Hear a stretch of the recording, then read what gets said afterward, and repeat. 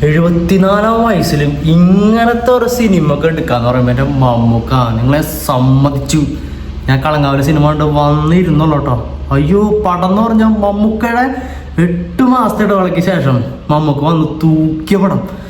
Performance പറഞ്ഞാൽ മമ്മൂക്കയുടെ performance.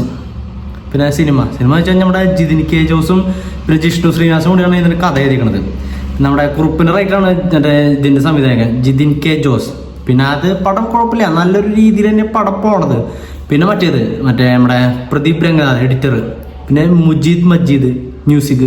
അമ്മേ എനിക്ക് എക്കോനെ മ്യൂസിക് ചെയ്ത് മജീദ് ആട്ടോ. അതിനേക്കാളും നന്നായിട്ട് എനിക്ക് ഈ പടത്തിലാണ് തോന്നിയത്. പടം തുടങ്ങി നമ്മുടെ മെഗാസ്റ്റാറിൻ്റെ ഇൻട്രോ കഴിഞ്ഞിട്ട് ഒരു സീനുണ്ട്, അതിൽ തന്നെ മെഗാസ്റ്റാർ ഞെട്ടിച്ചു. എൻ്റെ മലയാളത്തിൽ ഇത്രയും നെറുകയിൽ നിൽക്കുന്ന ആൾക്ക് ഇങ്ങനൊക്കെ ചെയ്യാൻ പറ്റുമെന്ന് പറയുമ്പോൾ ചിന്തിക്കാൻ കൂടി പറ്റില്ല. അങ്ങനത്തെ സംഭവമാണ് നമുക്ക് ചെയ്തു വെച്ചിട്ടുണ്ട്. പിന്നെ വിനായകൻ ചേട്ടൻ പച്ചായൊരു മനുഷ്യൻ, അതൊരു പച്ചായൊരു പോലീസുകാരൻ.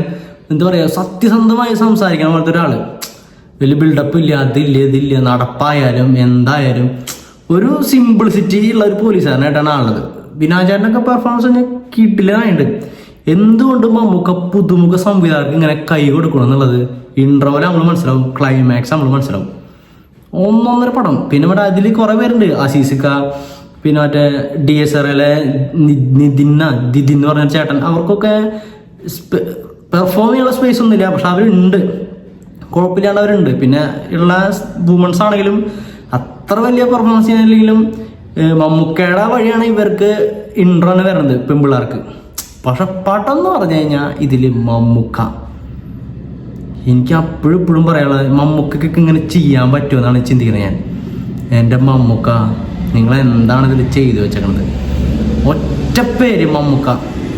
ഞാൻ മമ്മൂക്കയുടെ ഫാനായിട്ട് ഇതൊന്നും പറയണമെന്നല്ല. 100 കോടി 200 കോടി 1000 കോടി എന്നല്ല ചിന്തിക്കണം. ഇങ്ങനത്തെ ക്യാരക്ടറോട് ചെയ്യാൻ പറ്റുക പറയുമ്പോൾ അത് മമ്മൂക്കയ്ക്ക് മാത്രമേ ചെയ്യാൻ പറ്റുള്ളൂ. മറ്റേ കാതൽ സിനിമയിലും മമ്മൂക്ക ഞെട്ടിച്ചിട്ടുണ്ട്, ഇതിലും ഇപ്പം ഞെട്ടിച്ചേക്കണം. പിന്നെ ഇതിൽ മെയിനായിട്ട് നിൽക്കുന്നത് മമ്മൂക്കയുടെ കാറും മമ്മൂക്ക സിഗരറ്റ് വെച്ചിട്ട് വിടുന്ന ഒരു വളയുണ്ട്. മമ്മൂക്കയുടെ മറ്റേ കാർ നമ്പറുണ്ട്, മറ്റേ TN 75-013-13. അവർക്കാണ് ഏറ്റവും കൂടുതൽ 3 പേർക്കാണ് പെർഫോം ചെയ്യാൻ കൊടുത്തത്. മമ്മൂക്കയ്ക്കും ആ സിഗരറ്റ് കൊടുക്കുന്ന വളയത്തിനും പിന്നെ കാറിനും. ഇൻട്രോലാം ഒരു സീനുണ്ട് ആ വളയത്തിൻ്റെ.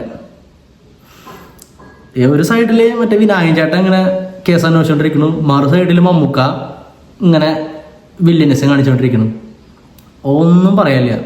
എന്തുകൊണ്ട് ഈ പടം തിയേറ്ററിൽ പോയി കാണണം? ഒറ്റ പേര് മമ്മൂക്ക.